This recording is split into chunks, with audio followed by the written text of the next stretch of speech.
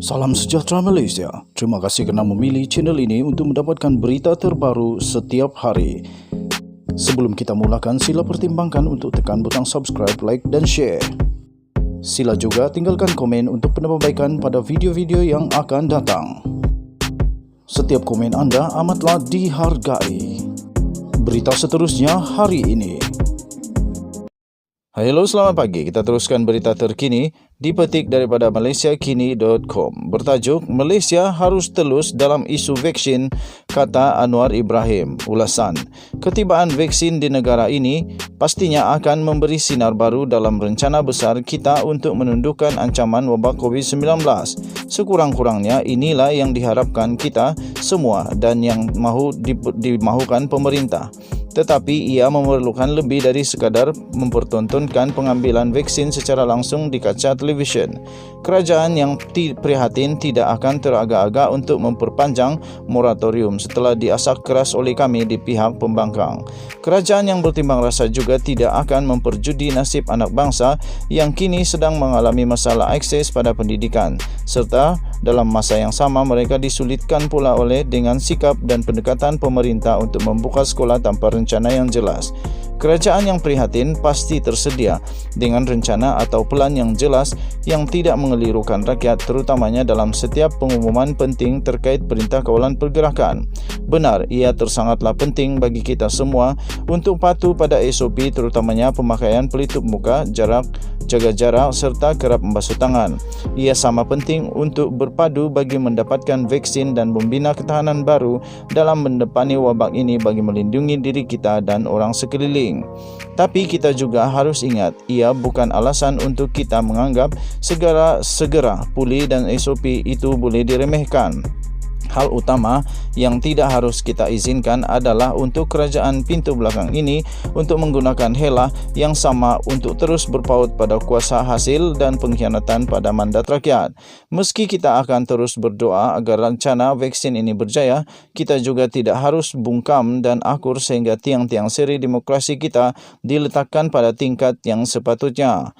Kerja menteri yang bertanggungjawab untuk fasa vaksinasi ini juga tergantung pada aspek pelaksanaannya.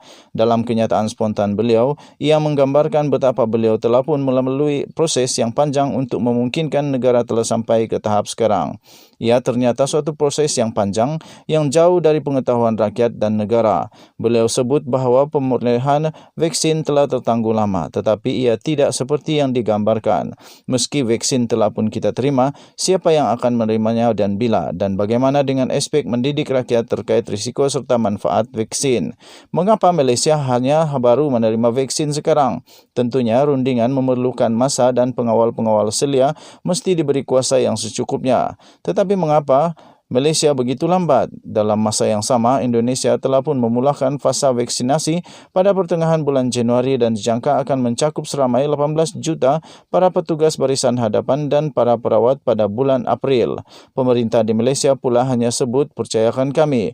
Justru apa status dana 3 bilion ringgit Malaysia yang telah diperuntukkan untuk pemulihan vaksin dalam belanjawan 2021? Berapa kosnya? Untuk ini, menteri tersebut hanya menyebut 2.05 bilion. Tetapi berapa harga ketimbang negara-negara lain perlu juga diberitahu kepada rakyat. Bagaimana harus kita pastikan bahawa 2.05 bilion ini tidak bocor di tengah-tengah atau dimanfaat oleh kroni-kroni. Hanya ayat percayakan kami itu saja yang menjadi satu-satunya jaminan yang rakyat terima setakat ini. Kita bukan saja terlambat, malah tidak ada perancangan yang jelas untuk ini. Petugas-petugas barisan hadapan akan menjadi kumpulan yang pertama yang akan menerima vaksin setelah kerajaan. Tetapi nampaknya ini masih belum dipastikan. Tidak hanya itu, hospital-hospital juga sedang menunggu vaksinasi dijalankan ke atas kaki tangan mereka, tampaknya masih dalam ketidaktentuan di mana ada kemungkinan akan ada pengumuman baru terkait PKP. Untuk mendapatkan berita yang lengkap, sila layari Malaysia Kini. Artikel ini telah ditulis oleh Anwar Ibrahim iaitu Ketua Pembangkang dan Ahli Parlimen Port Dickson. Tulisan ini tidak semestinya mencerminkan pendirian daripada Malaysia kini. Tulisan ini juga dan berita ini juga serta video ini tidak semestinya mencerminkan pendirian daripada The Twin TV.